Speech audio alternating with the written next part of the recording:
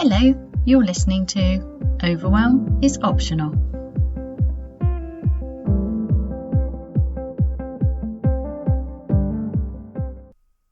Where's your attention right now? Your attention is so precious. Where you place your attention is, after all, your life. So when we're stuck in overwhelm and our attention is really, really hard to focus on anything, or when we spend all day battling with trying to get our attention on what we intended to do, what we really want to achieve, or what we really want to pay attention to, when that becomes this constant struggle, that's no way to live. It's exhausting, it's frustrating, it's just rubbish. And one of the issues we have today is that our attention is constantly hijacked. So the very tools that we allow into our lives, which are supposed to provide ease and freedom, are actually designed to hijack control of our attention. So I'm thinking now of all of your electronic devices and the thousands of software engineers who have placed all of their brilliance into hijacking your attention. That's why it's so hard. It's not really your fault, and I'm not saying that the software engineers were terrible, it's just how it is at the moment. But you can rebel. You can take back control of your attention, and that's what I'm inviting you to do. So let's just start by thinking about where your attention is going. So right now, where's your attention? So if you're multitasking at the moment, if you're listening to this podcast, if you're listening to my voice whilst doing something else, just notice that. That's not a judgment. Just notice how that is for you. It's actually really hard to just listen to a podcast, I find, because I really like the convenience of podcasts. So I listen to them while I'm driving, while I'm cooking, and that's really nice. I like that. But just for a moment, unless you're driving, because that would be useless. Driving, you have to obviously always be paying attention to. But if you're in a position right now to just stop and pause for a moment and just listen to the podcast, see how that is for you. It's weird. Then just notice everything else that you're doing at the same time. So just becoming aware of where your attention is at any moment is the first step. Noticing how easily your attention is hijacked. Now, the skills of focused attention, we want really good productivity. We want to be able to fully attend to things when that's what we want. But there's a whole myth, isn't there? There's a myth that multitasking is brilliant, and it's not, because that's not how your brain works. But let's just think for a moment of some of the really cool things, the reasons that we actually do crave better control of our attention. There's lots of things. Let's just think of some of them. One is the ability to be really, really productive. So we know that work expands to fill the time available. And there's some interesting studies coming out about how office workers actually only really do about 2 hours focus work a day, which is why lockdown and the home working is a really interesting experiment. One of the many reasons why. So that's really important to know, isn't it? That and also homeschooling. Homeschoolers don't spend all day or 5 or 6 hours in lessons, because they can do it all in about 2 hours. So there's different ways of working, aren't there, where we can change our relationship to time by having greater focus. And that's really, really cool. Another thing is listening to someone. Because when we really, really listen to someone with our full focus and let go of other distractions, it's magical. It's magical for us doing the listening, and it's amazing for the listener. You know, that really being held in somebody's attention, kindly, curiously, not them waiting to interject, or, you know, you can listen. Well, it's not really listening, but you can deeply listen, or you can just be waiting for the person to finish so you can say what you're rehearsing in your head. There's a difference. But just practising listening skills really changes how everyone you come into contact that changes every interaction you have for the better. And then there's things like, you go on holiday, but your attention's not on the holiday. So we spend a lot of time planning holidays, waiting for the holiday, packing, sort of busyness and work, actually, effort required a lot of the time to go on holiday. And then you get there, where's your mind? Where's your attention? Because actually it's quite difficult to suddenly go from work, the busyness of getting ready to go away, the having to be at the airport on time or the train on time, the having to sort everything out at home and make sure the home is safe to be left. It's quite difficult to leave your home and everything that's precious. You might need a house sitter or a dog sitter. There's so many things that go into that movement, that transition from work or life into a holiday. And then we have these huge hopes for this holiday, and it can take most of the week or 2 weeks to really get into the holiday, because we're not used to honing our attention and letting go of distractions. A lot of the time, actually, honing the skills of focused attention are mainly about letting go. They're not so. It's not like a forced, sweat-inducing, pushing activity. Honing the skills of your attention, really controlling your attention, is mainly about just letting go, noticing, letting go of distractions, choosing not to attend to something so that you can fully attend to the thing of your choice. But these are skills that the majority of us don't tend to hone. So although sometimes we look like we're focused, we're not really. So if I'm thinking back when I used to be a classroom teacher, the majority of the kids were very, very good at looking like they were focused, particularly the good, quiet kids. The kids who you think are listening, they're not actually listening, because it's quite difficult. It's quite difficult to listen all the time. If you're, it's like if you're sat in a conference or a seminar, it's really hard to pay attention all the time. And that's not always because you're distracted and you haven't got the best intention. It's because sometimes, the teacher in a classroom or the person presenting says something which really activates something in your head, and then your mind's gone off on a little journey and is processing that, and you've missed the last 10 minutes and now you're lost. So it's not that easy, is it? But we can improve these skills, and I highly recommend it because it makes a huge difference. And obviously there's tons of research about mindfulness and meditation and how it can improve your focus. So that's great. But one of the problems I find with the practice of meditation and mindfulness is fitting it in. So I spent years, practicing in different ways. The getting up early in the morning, the going on a retreat, the setting aside a specific hour, the getting into a routine habit, and they're all worth exploring. But I'm really interested in helping people right now. And I think often what we do with good intentions is we put them on a list. And then it's 10 years down the line and we still haven't actually got a meditation practice. And that's a shame, because actually the meditative state, that tuned in state of really listening, is a natural human state. It's just there. It's there all the time. But you need to practice. You need to practice noticing. You need to practice tuning in to that state, that letting go, that being able to let go of distractions just for a moment.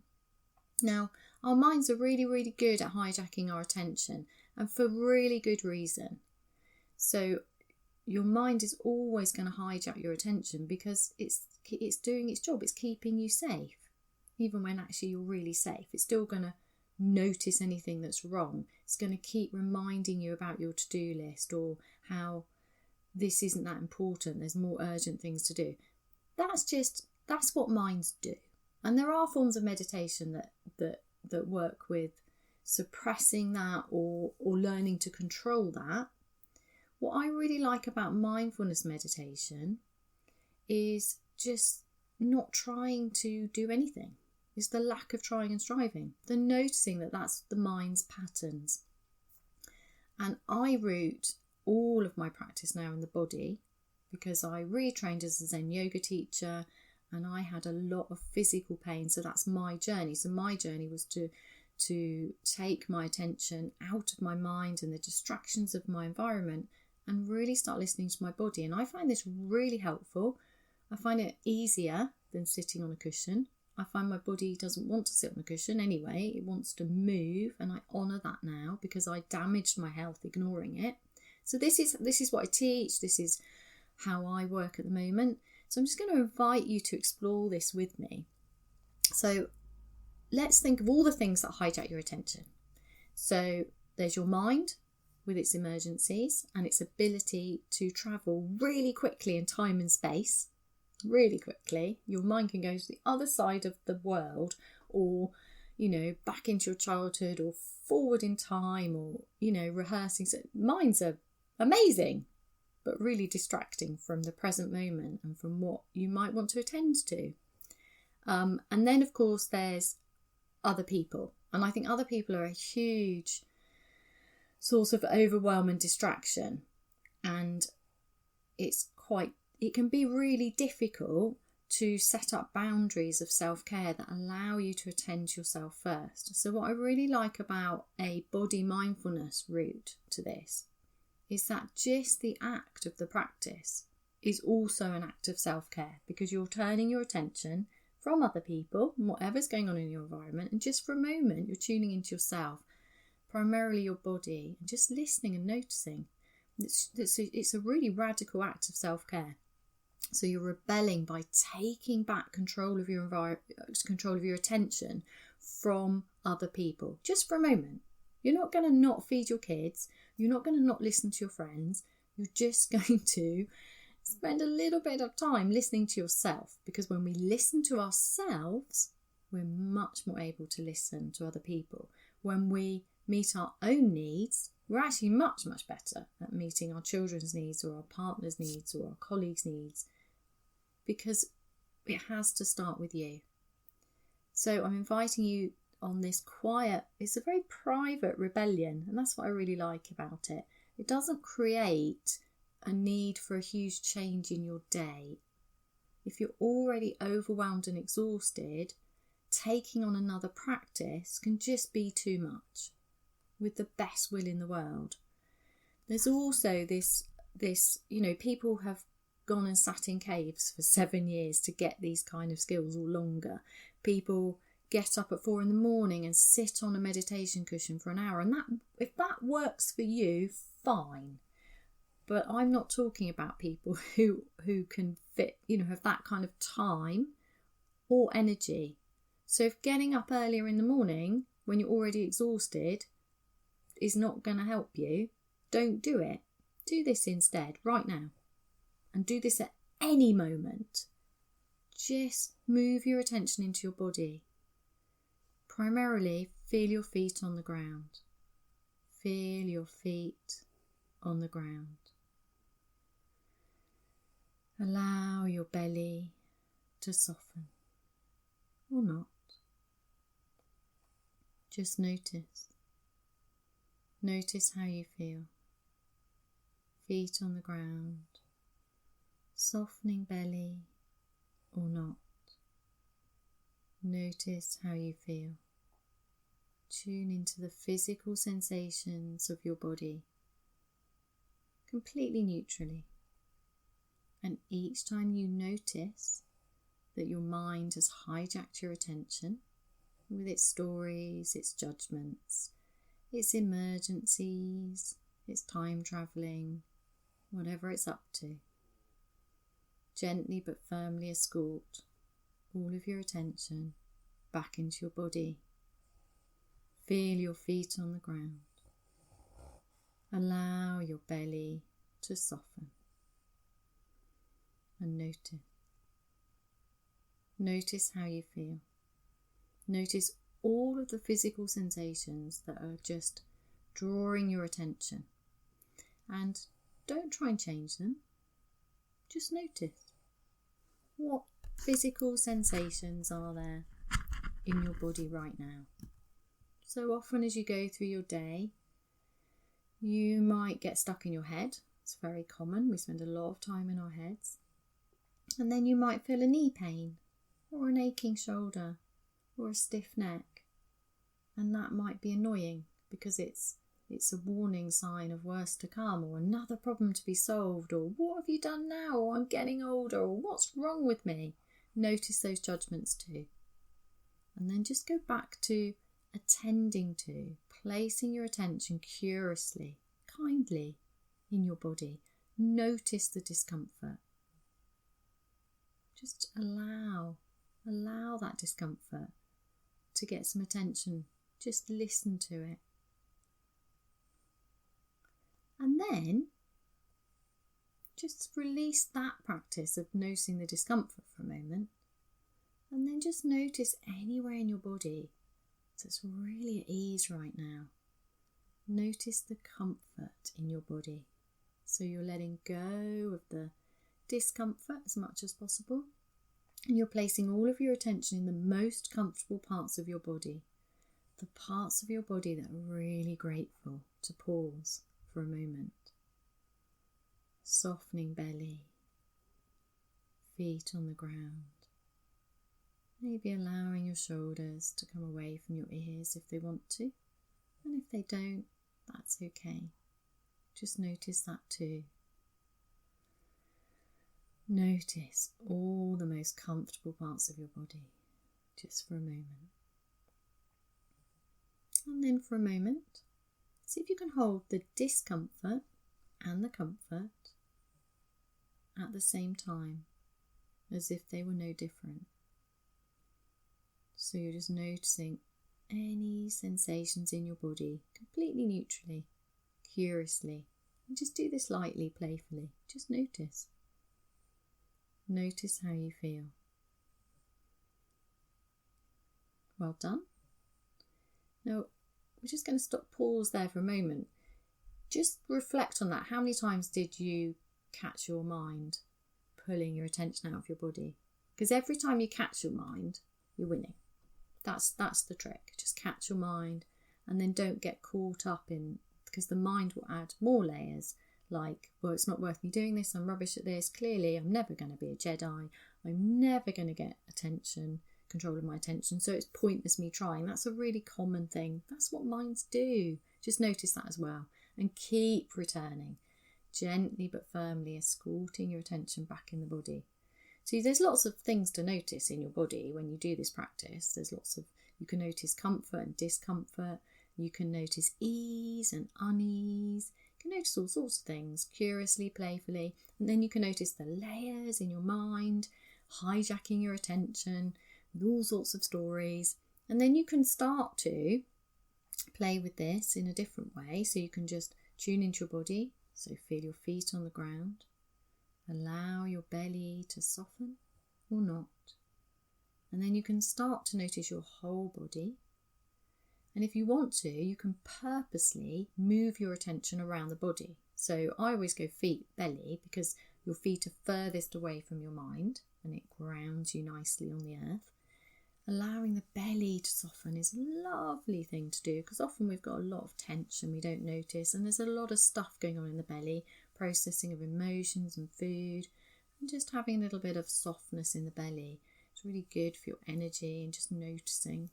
And if you want to, you can notice where your shoulders are. It doesn't really matter. You can notice whether there's space between the teeth or not. All of these things are good things to notice. But then you can go freestyle. You can just get really curious. So each time you choose to place your attention in a different part of your body, you're honing those skills of focus.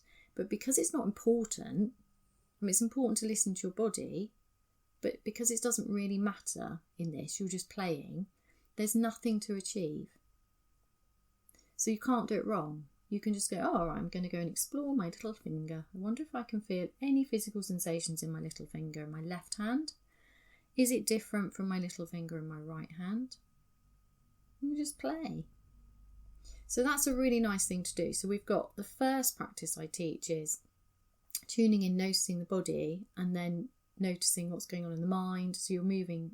Well, the mind will naturally hijack your attention. So it's very easy to go attention in the body, attention in the mind, attention in the body, attention in the mind, and starting to gain control there of your attention. Next, you could try moving your attention around the body curiously, on purpose. Now your mind's still going to get involved, so just accept that and notice what your mind's up to. Notice if it feels easier to control your attention when you're moving it purposely around the body or not. Just play with it. There's nothing to achieve here. You're not trying to get calm or zen-like. You're not trying to become a Jedi. You're just being a human being in the 21st century who needs better control of their attention, because that's where we are at this point in evolution, and that's where we are at this point with technology, where we've deliberately hijacked our attention, and it's just really worth doing. Another one you could do if this is for you is you can. So I always start feet on the ground. So always go into the body first, because I teach body mindfulness. And then if you want to, you can just become aware of your whole body in the space it's in, and then you can start to move your attention from your body to the environment. So you can send just your hearing out. So you could listen to sounds inside the room, then sounds inside the building, and then outside the building, and then far off into space. But space, not well, you could try doing space. I don't know, is there sound in space? How does that work? No. So I mean like physical space across your city or the globe. So just moving like it's a soundscape. So not trying to identify sounds or judge sounds.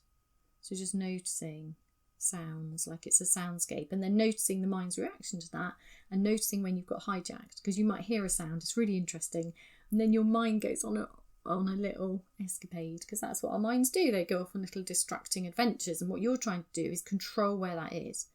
So if it gets too difficult, you just bring your attention back to your feet on the ground. So you can play with that. So it's kind of internal, external. If you were doing this in a really busy place, you could do it in a fun way. So say, I don't know, you're in a situation where I suppose you could really rebel and do it in a really boring meeting or at a family party that's rubbish. Don't tell anybody what you're doing. You don't need to close your eyes.